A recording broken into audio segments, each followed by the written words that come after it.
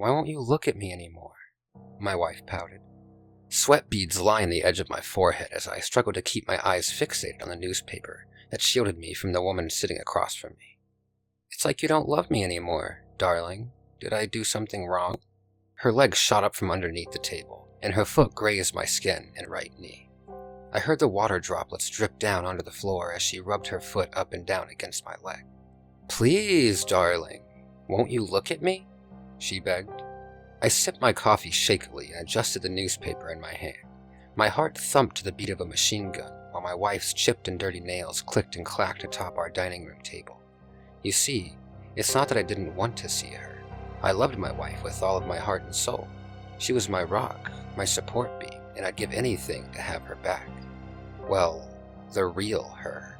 Because the person sitting before me today was not my wife. My wife was an angel, an illuminating light in my world of darkness. What happened to her was tragic and completely unjust, but it was also my fault. I was the reason behind her accident, the reason why she put on her stunning wedding gown one last time before throwing herself off the highest bridge in our city and plummeting to her death in the watery grave below. We argued, and I said some things I didn't mean. Dear God, I wish I could take them back, but I can't. I'm stuck. I'm imprisoned here with this imposter, the sacrilegious thing that has taken the place of my wife. I was drunk, and I told her I didn't think she was attractive. And I'm sorry, okay? I'm sorry for what I've done. She knows I thought she was beautiful. I know she knows it. She has to know it, right?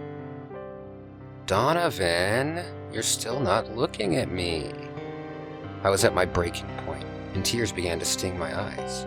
Her cold gray hands reached over and caressed the edge of my newspaper, leaving dark, wet streaks running down the length of it. She ran her hand across the top, back and forth, and eventually the paper grew soggy and damp in my hands.